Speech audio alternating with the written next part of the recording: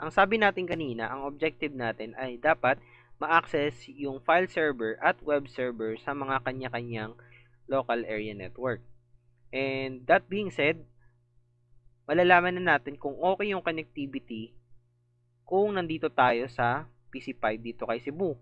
So, si PC5 ay itatry niyang kumonect or kung mapiping niya si file server dito at si web server. Of course, hindi pa yan, no? Kahit pasubukan natin, no? Iping natin. Ping 10.0.1.0, sorry, .100 pala. So, syempre wala pa yan kasi wala pa tayong routing na ilalagay. Ping din natin yung kabila, no? 0.3.100. So, wala pa tayo. So, magumpisa tayo kay Cebu router. Maglagay tayo ng static route. Punta doon sa server natin, no? Or yung network nung server sa Manila. So, punta tayo sa IP routes. Click natin yung plus. Ang destination natin ay yung network nung server dito. So, that's 10.0.1.0/24. And ano yung gateway natin? Kanino natin ipapasa? Kay 172.16.0.1. So, sige, subukan natin kung mapiping natin yan. So, hindi pa natin napiping yan kasi sa kabilang side, kailangan din natin yung gawin. Dito tayo sa Manila, sa routes, and ilagay natin yung destination, no? Yung 10.0.2.0/24, and yung gateway natin is 172.16.0.2. And of course, kahit na magawa na natin tong route, hindi pa rin natin yan mapiping. So, subukan natin magping. Dot 1.100. So, itong PC na to, ito yung sa Cebu, no? Yung PC sa Cebu. Continuous lang natin. So, timeout pa rin. So, bakit kaya? Pag i-check natin yung WireGuard peers natin, no? Yung configuration natin dito sa Cebu, makikita natin na yung allowed address lang na gumamit nung tunnel ay itong IP address na to, which is yung interface IP address ng WireGuard sa Cebu.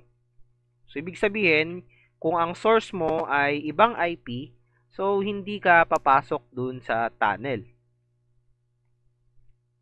And going back to our Cebu, 'di ba? Nag-set nga tayo ng static route or destination route doon sa site A, at ang ginamit nating gateway ay yung interface IP na kasama sa tunnel natin. So that's why hindi siya tumatagos. Kaya ilagay natin siya dito sa allowed address. Ilagay natin yung LAN network or yung LAN IP 10.0.2.0/24. And then subukan natin. So, nakita nyo na nakaka-connect na tayo. So, sa side naman na to, kunyari maglagay tayo ng additional na PC dito and itatry natin i-access yung router na to or yung internal IP niya or internal network niya.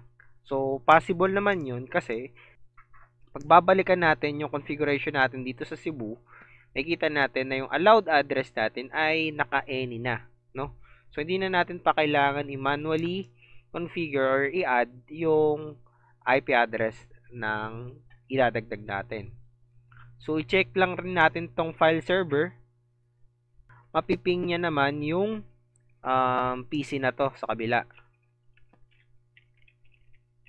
2.254. So, 254 yun, ha.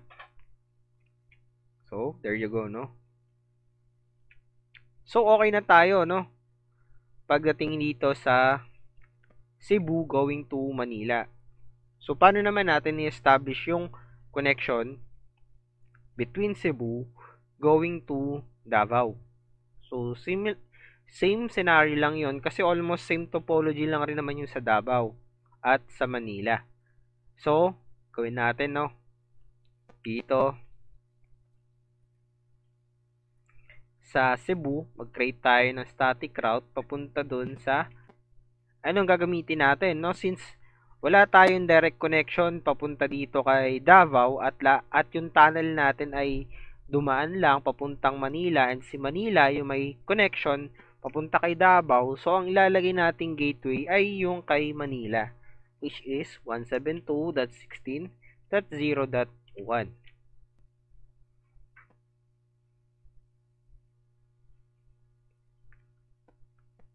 Pero teka muna, no, hindi pa rin gagana 'yan kasi nga pinagpaubayan natin kay Manila yung connectivity papunta dun sa destination natin, pero si Manila kasi hindi pa natin kino-configure yung routing papunta dito sa internal network ni Davao.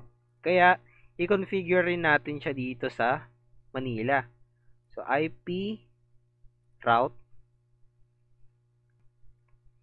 So 10.0.3.0/24 at yung gateway naman niya is 172.16.0.3. 3 kasi may direct siyang connection papunta kay Davao. And then subukan natin i-ping, no, yung internal IP. Let's say yung gateway na lang .3.254. So, host unreachable yan. Kasi, again, going back to our Davao, no? Diba, hindi pa tayo nag-establish ng routing papunta doon sa router natin sa Manila. Kaya, nilagay natin yung destination ng internal IP ng Manila .0.1.0/24 through the gateway of 172.16.0.1. Now, again, try natin kung napiping na, no? Host unreachable. So, i-check natin ngayon dito yung IP address kung tama. 3.254. So, i-check natin. Medyo nagkakaproblema lang tayo. 3. So, okay naman yung tunneling niya. Okay. So, yun ang problema, no? Kasi si Davao, ang allowed address lang niya ay yung tunnel IP niya, no? So, hindi pa natin nilalagay dyan yung ginawa natin sa Cebu na kasama yung internal IP. So, 10.0.3.0/24. Ayan. So, try natin ngayon. Yung 10.0.3.254. So, there you go. Para-solve na natin agad. Ngayon, i-check natin ngayon si Cebu kung napiping niya na yung server natin. So, punta tayo sa tools, ping. Try natin kung ayan. Try natin i-ping 10.0.3 yung gateway muna. So, nakikita natin, no? 10.0.3.254. And of course, kahit na yung server na, so mako-connect na natin yan. One way to check kung anin ba ang dinaanan niya is through the traceroute function. So, tools, traceroute, no? Makita natin yung dinaanan niya hanggang dun sa web server sa Davao. Mula dito kay Cebu. So, ayan. So, makikita nyo, ang dinaanan niya is yung tunnel natin dun sa gateway natin papuntang Manila router. And then, yung next na dinaanan niya is yung gateway naman ng Davao using WireGuard tunnel. And then, finally, na-reach niya na yung destination niya. Of course, through the same router dun sa Davao. So, there you go, no? Subukan rin natin, i-verify natin yung iba, no? Kunyari dito sa web server, i-try lang natin i-ping yung client natin or yung host natin dito sa Cebu. ping.10.0.2.254. So, ito hindi pa. So, bakit? Kasi hindi pa tayo nakakapag-establish ng routing naman sa Davao. Punta tayo sa IP route. Ayan. So, may kita natin ano ba yung mga static routing natin dito. Yung mga static routing pa lang natin dyan ay papunta pa lang dun sa site A. Ayan o, yung 10.0.1.0. So, hindi pa natin nasasama yung internal network ng site B. So, i-add lang natin yun. 10.0.2.0/24. And again, anong gateway na gagamitin natin? Siyempre, wala naman tayong direct na connection papunta kay Cebu. Dumaan lahat yan kay Manila. So, ang lalagay nating gateway is yung IP nung Manila sa WireGuard interface. Ayan. Now, again, balik tayo doon sa web server. By this point, napiping na natin. Napiping na natin yung computer dito sa Cebu. Now, i-check natin yung file server. Of course, yung file server dito sa Manila, of course, gagana na yan. So, there you go. So, at this point, i-recap ko lang ang nangyari sa ginawa natin, no? Lahat ng tunneling natin ay dumaan papunta kay Manila. So, walang direct line or tunnel si Cebu at si Davao. And then, since na-establish na yung connection from Manila to Cebu and Davao to Manila, ang ginawa natin ay nag-set tayo ng routing or destination routing sa mga internal IPs or internal networks. Pero hindi sapat yun na maglagay lang tayo ng routing.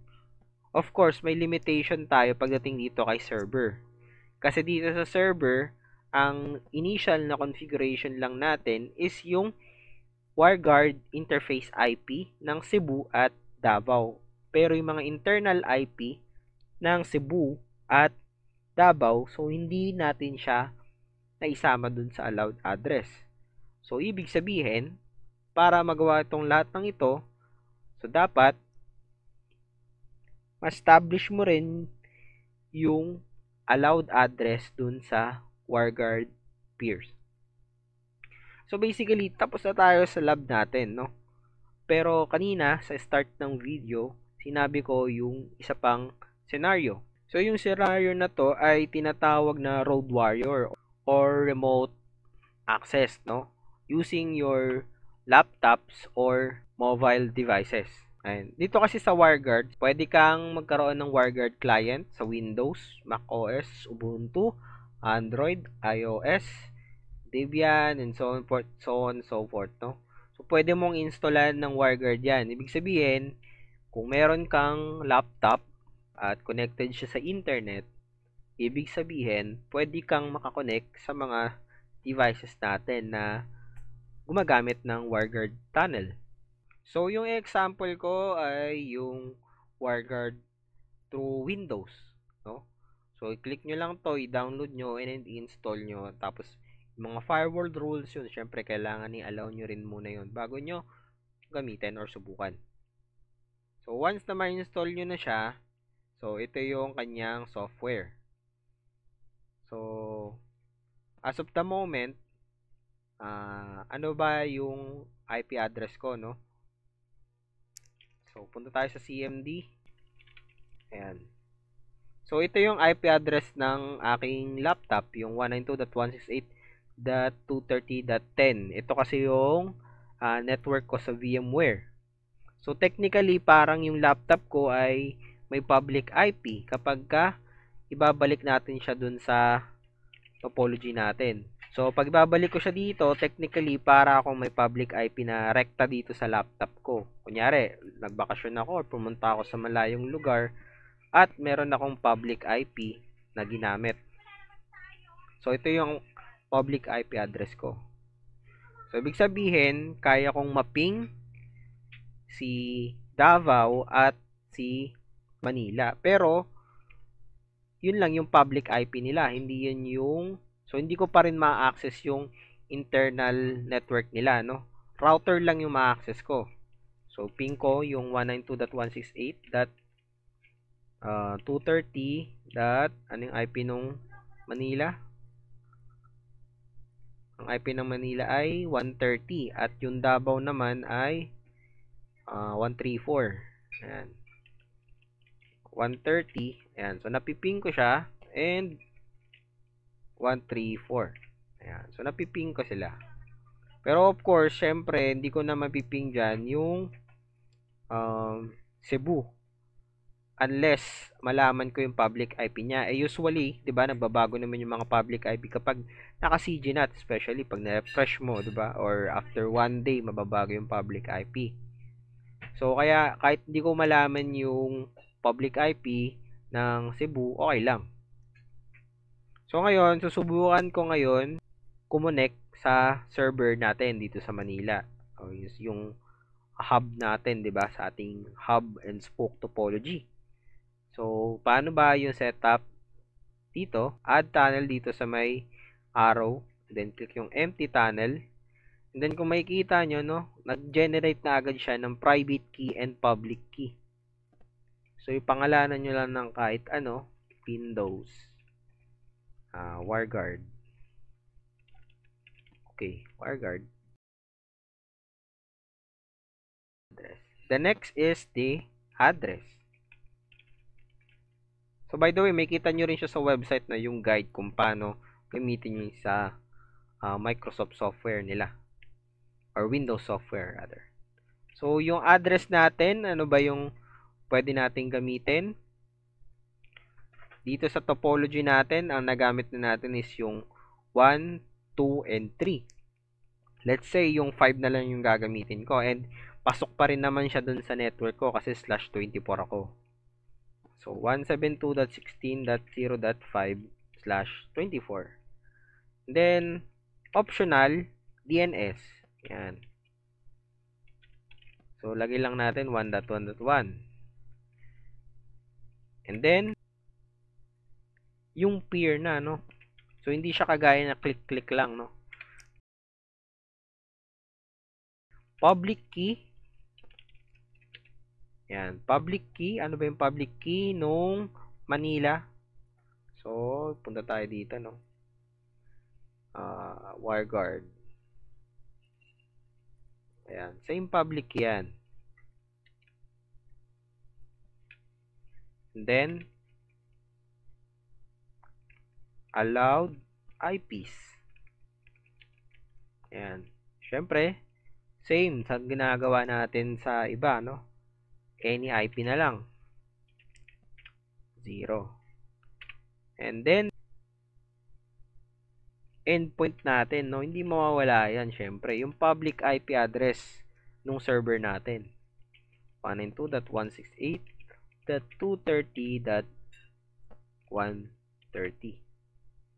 And then, wag nyo kakalimutan, hindi yan mag-iiba ng kulay kapag di nyo nilagyan ng port.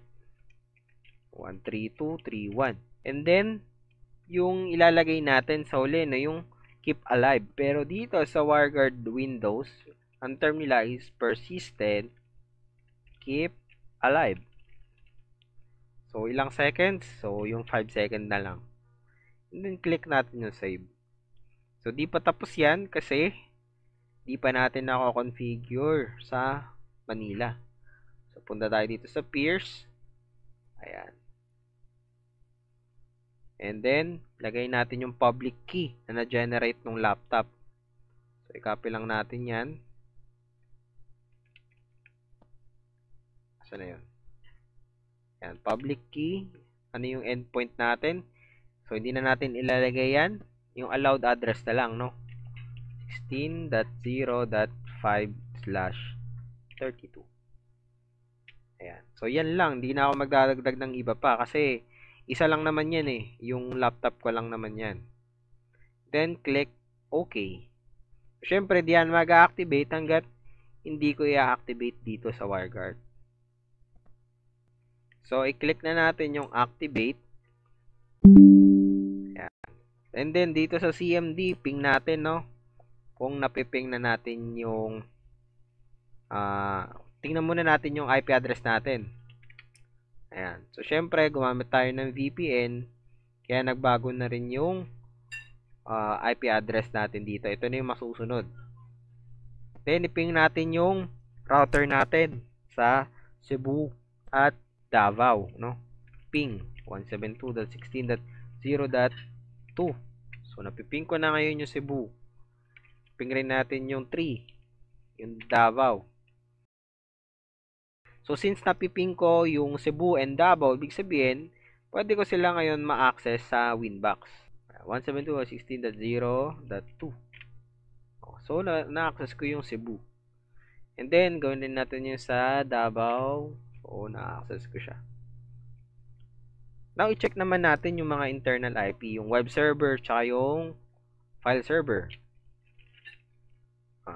10.0.100. .1.100. So, na-access ko rin, no? Then, i-check rin natin yung sa Davao. So, walang problema. I-check rin natin yung computer natin dito sa Cebu. 2.254. So, okay, no? Check natin yung trace route kung paano ba nangyari. Yun sa Davao na lang. 3.100. So, ayan.